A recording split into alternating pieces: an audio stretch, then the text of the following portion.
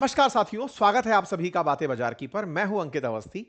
Stock market में आज एक बहुत बड़ी खबर है। बड़ी खबर यह कि भारत के अंदर शेयर्स की खरीद और बेच के लिए नेशनल स्टॉक एक्सचेंज और बॉम्बे स्टॉक एक्सचेंज काम करते हैं। लेकिन भारत में आज एक तीसरा स्टॉक एक्सचेंज, नाम है मेट्रोपॉलिटन स्टॉक एक्सचेंज, इसने इक्विटी कैश में ट्रेडिंग शुरू करवा दी है। जी हां साथियों, एनएसई है, बीएसई है और अब एमएसई शुरू हो चुका है। आज से इसकी ट्रेडिंग शुरू हो चुकी है। यानी जिस तरह से यहां पर शेयर की खरीद फरोख्त कर पाते हैं, इक्विटी में, एफएनओ में, जो भी आप कर पाते हैं, जैसे आप यहां पर कर पाते हैं, अब आप अपने देश के अंदर एक और एक्सचेंज के अंदर इस काम को, यानी कि 27 जनवरी 2026 से इक्विटी कैश के अंदर ट्रेडिंग कर पाएंगे। और इसके लिए एक बहुत जबरदस्त इन्होंने ट्रेडिंग इंजन यूज किया है। आज के सेशन में जानेंगे कि डी स्ट्रीट का, दलाल स्ट्रीट का ये एक्सपेंशन क्या है। ऑलरेडी 2 एक्सचेंज भारत में काम कर रहे हैं, तीसरा एक्सचेंज खास क्या देगा, क्यों भारत के अंदर तीसरे एक्सचेंज की जरूरत पड़ी, और यह खबर आने वाले समय में ट्रेडर्स के लिए क्या फायदे की खबर होगी या केवल एक नया दुकान खुल गया होगा। जिन्हें यह बेसिक जानकारी है कि नेशनल स्टॉक एक्सचेंज और बॉम्बे स्टॉक एक्सचेंज एक तरह की वो मंडी है जहां पर खरीदार और बेचान करने वाले लोग एक दूसरे से प्लेटफॉर्म के माध्यम से जुड़े होते हैं। बिल्कुल वैसे ही अब मेट्रोपॉलिटन स्टॉक एक्सचेंज भी काम करेगा। मेट्रोपॉलिटन स्टॉक एक्सचेंज की सारी डिटेल्स बताते हुए आज के सेशन में एंट्री करते हैं, क्योंकि अल्टीमेटली मामला पैसे से जुड़ा है। देश के अंदर नेशनल स्टॉक एक्सचेंज जहां एक और अपने आईपीओ को लाने की तैयारी कर रहा है, लिस्टिंग की तैयारी कर रहा है, वहीं बॉम्बे स्टॉक एक्सचेंज भी लगातार अपनी पड़त बढ़ाने में लगा हुआ है। पुराना है लेकिन एनएसई के सामने टिकने में बड़ी जद्दोजहद करनी पड़ रही है। उस बीच में एमएसई का उतर के आ जाना बाजार में कंपटीशन तो लाएगा। इससे पहले कि हम आगे बढ़ें, हम पहले हल्का सा ये जान लेते हैं कि ये लोग कमाते कैसे हैं, क्योंकि अल्टीमेटली जब तक हम यही नहीं जानेंगे एनएसई और बीएसई हैं क्या, तो एमएसई के तक जाने का कोई मतलब नहीं रहेगा। पहले समझ लेते हैं, फिर हम आगे बढ़ेंगे। जैसे आज आप अमेजन और फ्लिपकार्ट देखते हैं। अमेजन फ्लिपकार्ट मैंने उदाहरण इसलिए लिया क्योंकि आप लोग उसे as a market place use करते आए होंगे, सुना तो होगा ही। होता यह है कि आप वहां पर जाते हैं, जिसको सामान बेचना है वो भी उस प्लेटफॉर्म पर आता है। आप दोनों उसके सर्च इंजन में जाकर अपने लिए वस्तु खरीदने के लिए लिखते हैं, वो आपको सजेशन में सामान देता है, उसकी प्राइस देता है, आप ऑर्डर बुक करते हैं, आपके पास प्रोडक्ट चलकर आ जाता है। यानी बिजनेस को कस्टमर से जोड़ने के लिए एक प्लेटफॉर्म मार्केट प्लेस के रूप में बनकर आया हुआ है। बिल्कुल इसी तरह यदि आपको शेयर खरीदना हो या शेयर बेचना हो, इन दोनों ही स्थिति में, जैसे भारत के अंदर ओएलएक्स जैसी तमाम कंपनियां चलती हैं जहां पर आप खरीद बेच कर पाते हैं, कि आपको पुराना बेचना है, पुराना खरीदना है, उनके लिए एक प्लेटफॉर्म है। ऐसे ही शेयर को खरीदना है और बेचना है, इनके लिए आपके पास डीमैट अकाउंट होना चाहिए। अगर आपके पास डीमैट अकाउंट है और आप शेयर खरीदना और बेचना चाहते हैं, तो जिस जगह आप जाएंगे उसका नाम एनएसई या बीएसई है। अब आप डायरेक्ट एनएसई बीएसई पर जाने की जगह कई बार उन प्लेटफॉर्म्स का यूज करते हैं जो आपको एनएसई बीएसई सब एक ही जगह लगाकर दिखा देते हैं। इन्हें ट्रेडिंग प्लेटफॉर्म्स कहते हैं। एंजल वन हुआ, जीरोधा हुआ, ग्रो हुआ, ये तमाम वो ट्रेडिंग प्लेटफॉर्म्स हैं जिनके थ्रू आप करते ट्रेड एनएसई अथवा बीएसई में है। हमारे देश के अंदर लगभग 95% का फ्यूचर एंड ऑप्शंस एनएसई पर ही ट्रेड होता है। यानी कि फ्यूचर ऑप्शंस के अंदर ट्रेड करने वाले लोग नेशनल स्टॉक एक्सचेंज के ही प्लेटफॉर्म का इस्तेमाल करते हैं। अर्थात हमारे देश के फ्यूचर एंड ऑप्शंस की खरीदार और बेचने वाले इस प्लेटफॉर्म पर प्रेजेंट रहते हैं। जैसे ऐसे समझा जाए कि अमेजन पर एक प्रोडक्ट ज्यादा बिक रहा हो, फ्लिपकार्ट पर एक प्रोडक्ट कम बिक रहा हो, ऐसे समझिए। वैसे ही बॉम्बे स्टॉक एक्सचेंज भी है। बॉम्बे स्टॉक एक्सचेंज पर भी शेयर की खरीद और बेचान होती है। लेकिन बॉम्बे स्टॉक एक्सचेंज पुराना स्टॉक एक्सचेंज है, नेशनल स्टॉक एक्सचेंज नया स्टॉक एक्सचेंज है। उसके बावजूद आज बाजार के अंदर जो वॉल्यूम ट्रेडेड हो रहा है, वो नेशनल स्टॉक एक्सचेंज पर बॉम्बे स्टॉक एक्सचेंज की तुलना में कहीं ज्यादा है। अब सवाल बनता है, ऐसा क्यों है? क्योंकि नेशनल स्टॉक एक्सचेंज के पास बहुत ज्यादा तकनीकियां हैं। तकनीकी कैसे? ये जिस तरह से ऑर्डर की डिलीवरी को तुरंत सुनिश्चित करता है, वॉल्यूम ट्रेड को जिस तरह से फैसिलिटेट करता है, बड़ी मात्रा में अपने पास वॉल्यूम हैंडल कर पाता है, इस वजह से लोगों ने ट्रेडिंग के लिए इन्हें ज्यादा प्रेफर किया हुआ है। जैसे कोई पूछे कि बताइए देश में ओला या उबर ज्यादा कौन सा चलता है, तो बाजार में जैसे ओला उबर सुनते हैं, स्विगी जोमेटो सुनते हैं, अमेजन फ्लिपकार्ट सुनते हैं, एयरटेल जियो सुनते हैं, ऐसे ही भारत में ट्रेड के अंदर दो कंपनियां प्लेटफॉर्म प्रोवाइड करती हैं। एक का नाम एनएसई है और एक का नाम बीएसई है। ये भी हमारे देश के अंदर उसी डुओपॉली का हिस्सा है। लेकिन जिस तरह आपने इंडिगो के बारे में सुना था कि इंडिगो तो लगभग मोनोपॉली कर गई थी और देश में एक विरोध उठा था कि नहीं साहब, एक कंपनी ही बाजार में राज ना करे या केवल कुछ सीमित दो कंपनियां ही राज ना करें, और देश में डुओपॉली के विरोध में एक आवाज उठी। बिल्कुल वहीं से ही जोड़कर आप इसको समझिए कि ट्रेडिंग के लिए इंटरेस्टिंग पार्ट है कि ये दोनों ही प्लेटफॉर्म प्राइवेट हैं, मतलब सरकार इन्हें ऑपरेट नहीं कर रही है, रेगुलेट करती है। रेगुलेट तो हमारे देश में सब कुछ हो रहा है, तो बिल्कुल वैसे ही रेगुलेटेड हैं सेबी द्वारा दोनों प्लेटफॉर्म। इन्हीं प्लेटफॉर्म्स के साथ साथ अब आ चुका है तीसरा प्लेटफॉर्म, जिसका नाम है मेट्रोपॉलिटन स्टॉक एक्सचेंज। जैसे दो थे अब तीसरा आ गया। अच्छा, अब आपके दिमाग में फिर सवाल आएगा, तो सर यहां पर जो कंपनी लिस्टेड हैं, उन लिस्टेड कंपनीज से इन्हें क्या फायदा होता है? ये बिल्कुल वैसे ही है जैसे अमेजन फ्लिपकार्ट को कोई सामान बिकता है तो उनका कमीशन मिलता है, ऐसे ही इन दोनों प्लेटफॉर्म को सामान जब कोई बिकता है, किसी के शेयर बिकते हैं, खरीदे जाते हैं, तो फिर यहां पर इन्हें फायदा होता है। सर कितने लोग कितना सामान यहां पर बेचने आते हैं? तो देखिए, देश की तमाम बड़ी कंपनियां इन दोनों प्लेटफॉर्म्स पर हैं। इन दोनों प्लेटफॉर्म्स की वजह से हमारे देश के अंदर बाजार जो इन पर ट्रेड हो रहा है वो $5 ट्रिलियन का है। दुनिया में चौथा सबसे बड़ा बाजार भारत का बनकर खड़ा है। और हमारी जो टॉप कंपनियां इनके साथ ट्रेड कर रही हैं, हमारी बहुत सी कंपनियां ऐसी हैं, जैसे हमारे देश में अमेजन फ्लिपकार्ट पर दोनों, मतलब दोनों पर लगभग सेम से प्रोडक्ट मिल ही जाते हैं। बिल्कुल वैसे ही हमारे देश की इन दोनों प्लेटफॉर्म्स पर देश की बड़ी कंपनियां दोनों तरफ से शेयर खरीदे बेचे जा सकते हैं। रिलायंस इंडस्ट्रीज, एचडीएफसी, भारतीय, टीसीएस जैसी बड़ी कंपनियां दोनों जगह पर हैं। ठीक है। अच्छा, इस वजह से दोनों ही प्लेटफॉर्म्स पर वॉल्यूम बना रहता है। बहुत सारे लोग, कई बार इन दोनों की प्राइसेस में अंतर होता था तो इधर से खरीद के उधर बेचते थे। वो खैर आज का चर्चा फिलहाल नहीं है। आगे बढ़ते हैं।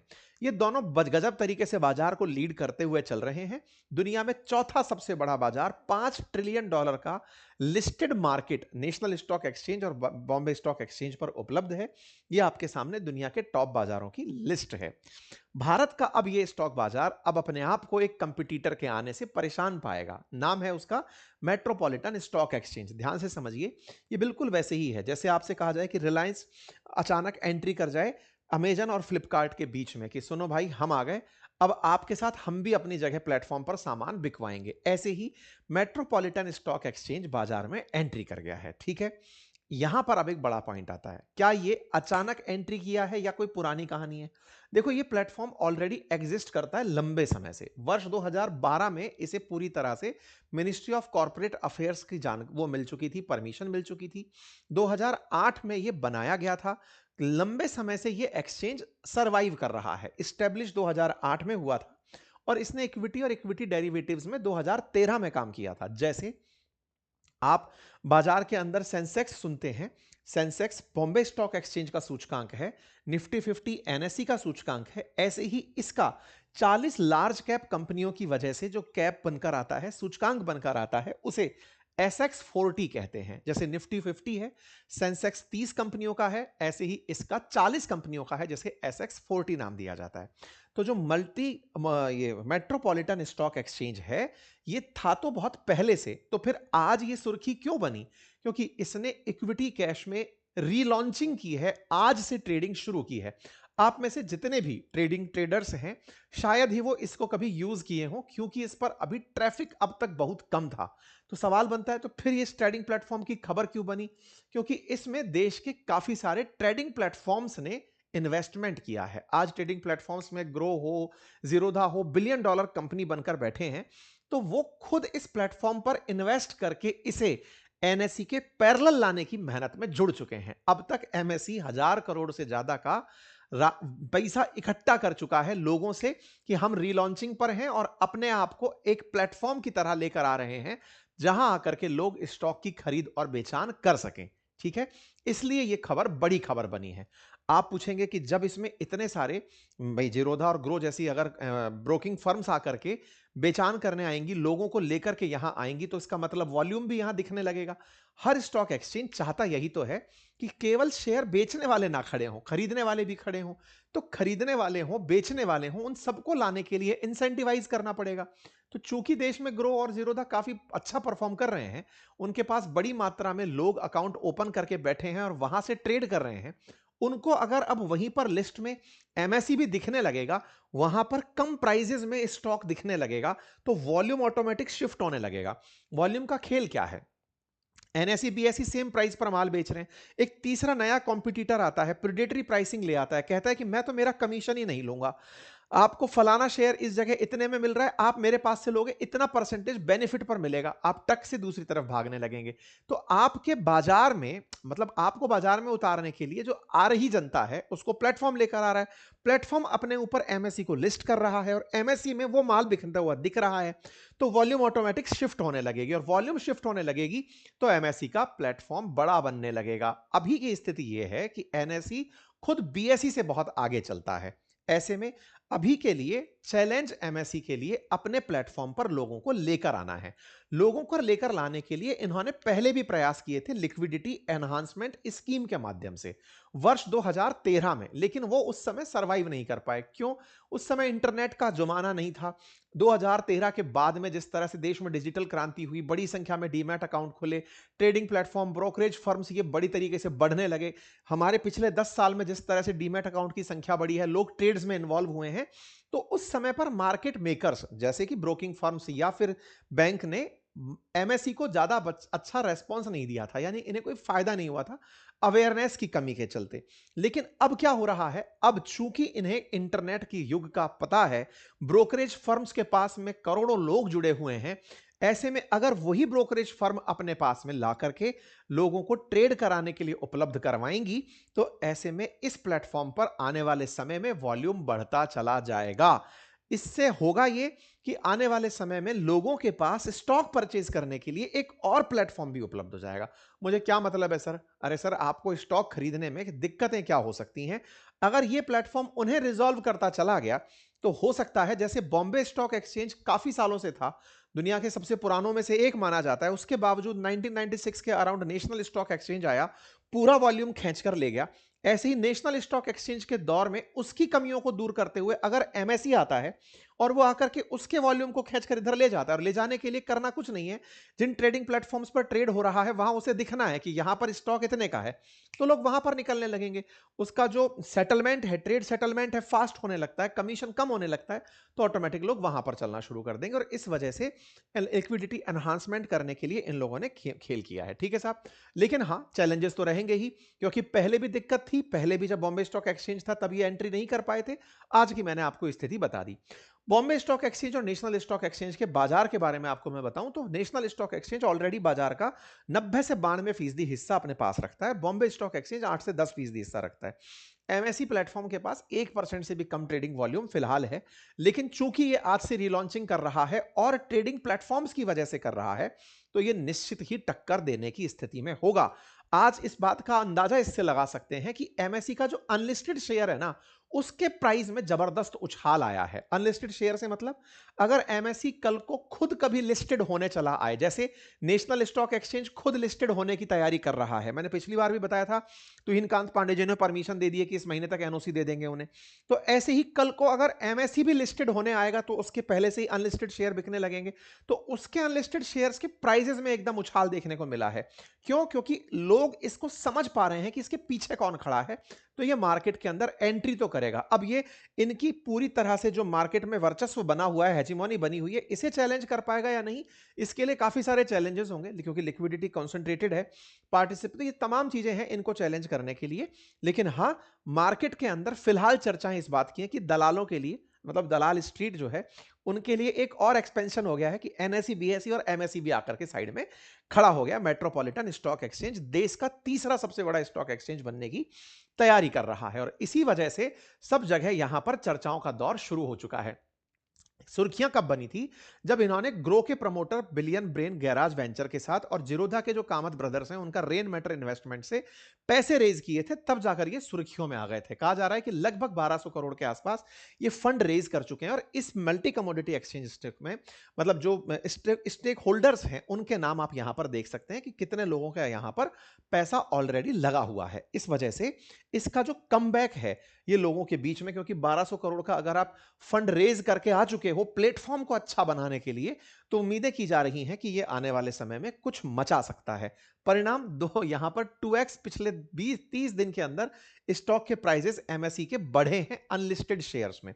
अगर आप भी चेक करना चाहें तो मैंने आपके सामने एक लिंक कमेंट बॉक्स में पिन किया है इनक्रेड मनी का, वहां जाकर आप देख सकते हैं 7 रुपए का शेयर यहां पर टॉप गेनर के अंदर आपको दिखाई दे रहा है और इसने पिछले एक महीने में 89% का रिटर्न दिया है अनलिस्टेड शेयर में।